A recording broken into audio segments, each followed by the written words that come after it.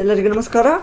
ಮುಂಬರುವ land surveyor ಎಕ್ಸಾಮಲ್ಲೇ specific ಪೇಪರಲ್ಲೇ guarantee ಈ ಥರ ಒಂದು ಪಾರ್ಷಿಯಲ್ ಫ್ರ್ಯಾಕ್ಷನ್ ಒಂದು ಕ್ವಶನನ್ನು ಕೇಳ್ತಾರೆ.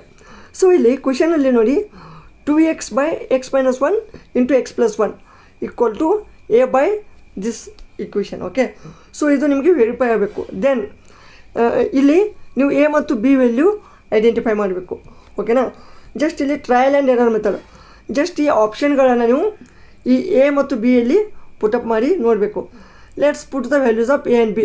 ಆಪ್ಷನ್ 2ದು a equal to 1, b equal to 1, option number 2. Okay, then put the option a equal to 1 here and b equal to 1, then cross multiply ಮಾಡಿ ಈ ಒಂದು ಇಕ್ವೇಷನನ್ನು ನೀವು ಸಾಲ್ವ್ ಮಾಡಿದೆ ಆದರೆ same as it is RHS equal to LHS ಬಂದೇ ಬರುತ್ತೆ. ಓಕೆನಾ, ಈ ಥರದ ಒಂದು ಪ್ರಶ್ನೆಗಳು ಬರ್ತವೆ. Thank you.